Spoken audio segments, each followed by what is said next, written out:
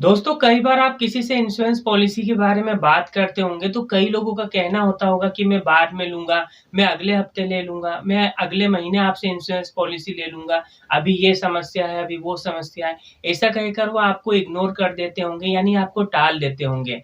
तो दोस्तों, आज की वीडियो में मैं आपको यही बताने वाला हूँ कि यदि आपको कोई टाल देता है, यदि आपको कोई टालता है, तो आपको उस व्यक्ति को क्या जवाब देना है, उससे आपको क्या कहना है। तो दोस्तों, मैं आपको ये जानकारी बताऊँ, इससे पहले मेरी आपसे एक छोटी-सी रिक्वेस्ट है कि यदि आप हमारे यूट्यूब चैनल पर नए हो या आपने हमारे यूट्यूब चैनल को अभी तक सब्सक्राइब ना करा हो, तो चैनल को सब्सक्राइब करें।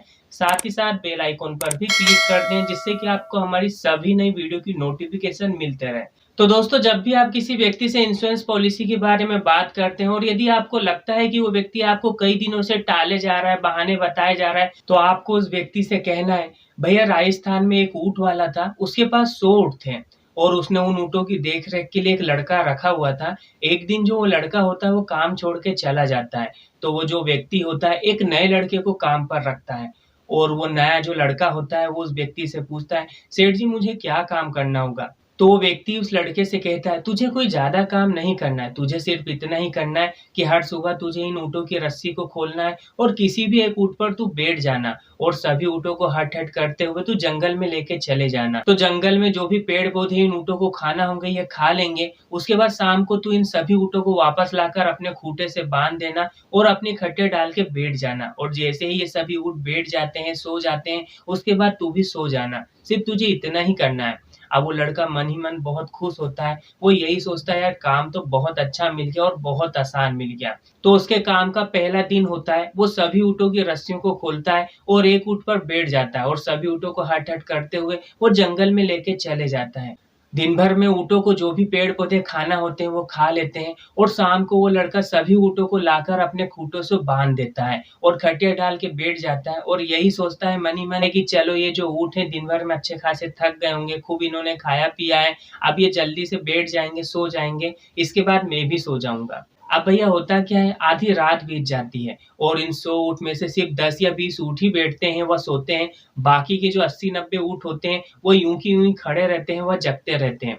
अब ये लड़का बहुत परेशान होता है कि यार ये ऊँट बैठते क्यों नहीं, सोते क्यों नहीं? और देखते ही देखते पूरी रात खत्म हो जाती है और अगला दिन हो जाता है। फिर सुबह-सुबह ये लड़का सभी ऊँटों को खोलता है और जंगल में लेके चले जाता है और जंगल में इन ऊँटों को जो भी खाना रहता है दिन भर में खा लेते हैं और शाम को ये लड़का सभी ऊँटों को वापस लाकर इनके खूँटों से बाँध देता है और खटिया डाल के बैठ जाता है और मन ही मन सोचता है कि चलो यार कल तो ये नहीं सोए थे लेकिन आज तो सो जाएँगे, क्योंकि यदि ये नहीं सोएँगे तो मैं भी तो नहीं सो पाऊँगा, मैं कल भी नहीं सोया था। और यही सोचते-सोचते वापस से आधी रात बीत जाती है और इन सभी ऊँटों में से सिर्फ़ 40-50 ऊँट ही बैठे होते हैं, वह सोए होते हैं। बाकी के 40-50 जो ऊँट होते हैं वो जगते ही रहते हैं, खड़े ही रहते हैं। अब ये लड़का बहुत परेशान होता है कि यार मैं सोऊँ तो सोऊँ कैसे? ये ऊँट तो बैठते ही नहीं, सोते ही नहीं।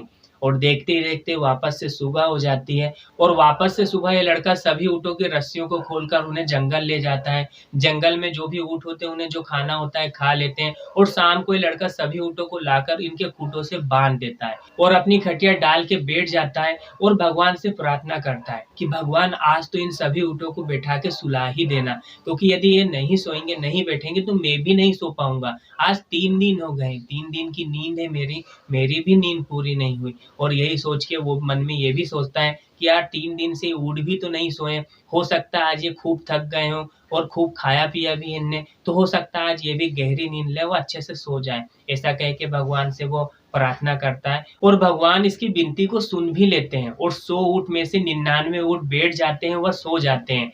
लेकिन एक जो ऊँट होता है वो खड़ा ही रहता है, वो जगता ही रहता है। अब ये लड़का बहुत परेशान होता है कि यार 99 ऊँट तो बैठ गए, ये एक ऊँट क्यों नहीं बैठता, वो क्यों नहीं सोता? और यही सोचते-सोचते काफ़ी समय बीत जाता है, तो ये लड़का सोचता है क्यों ना इस ऊँट को मैं ही बिठा दूँ।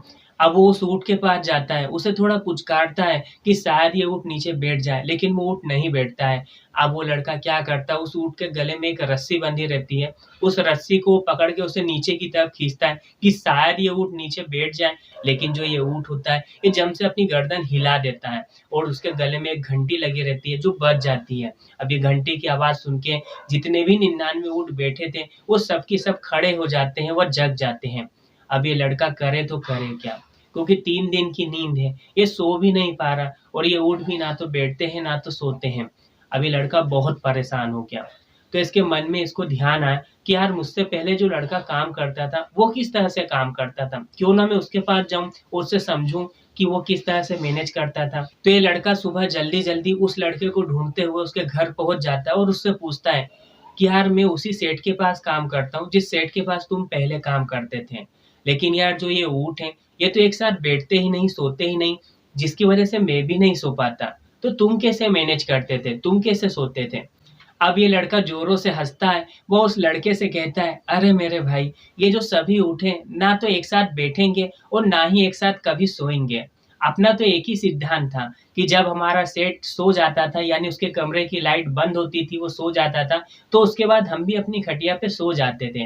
क्योंकि ये जितने भी ऊँट हैं, ना तो एक साथ बैठेंगे और ना तो कभी एक साथ सोएँगे।" तो उस लड़के को भी समझ में आ जाती है कि बात तो सही है, ना तो ये सभी ऊँट एक साथ कभी बैठेंगे और ना तो कभी एक साथ सोएँगे। यदि एक उठेगा तो एक खड़ा हो जाएगा, एक सोएगा तो एक जग जाएगा। ये तो चलता ही रहेगा और यदि ऐसा रहा तो मैं तो कभी सो ही नहीं पाऊँगा। तो वो लड़का समझ जाता है। तो भैया इस कहानी के माध्यम से मैं आपको सिर्फ़ इतना ही बताना चाहता हूँ कि हमारे जीवन में जो ये समस्याएँ होती हैं, ये भी कभी ख़त्म नहीं होती हैं। एक जाती है तो एक आती है, ये तो लगा ही रहता है। तो यदि आपको बचत करना है अपने बच्चे के एजुकेशन के लिए, उसकी मैरिज के लिए या आपके रिटायरमेंट के लिए, तो आपको आज ही से बचत कर लेना चाहिए। क्योंकि यदि आप सोचते हैं कि 1 हफ्ते बाद सब सही हो जाएगा, 1 महीने बाद सब सही हो जाएगा, तो ऐसा नहीं होता क्योंकि एक समस्या जाती है, तो एक समस्या आ जाती है। ये जीवन भर चलता रहता है। तो भैया बचत को इग्नोर ना करें, आज ही से बचत करें। तो बताइए भैया जो आप इंश्योरेंस पॉलिसी लेने वाले हैं, उसमें आप नॉमिनी किसे बनाएँगे? मम्मी-पापा में से किसी को या भाभी जी को? तो दोस्तों इस तरह से ये कहानी आप उस व्यक्ति को सुना सकते हैं, जो व्यक्ति आपको कई दिनों से टाले जा रहा है और मैं उम्मीद करता हूँ कि जब ये कहानी आप उस व्यक्ति को सुनाएँगे, तो वो आपकी बातों को स्वीकार करके आपसे इंश्योरेंस पॉलिसी बहुत ही आसानी से ले लेगा।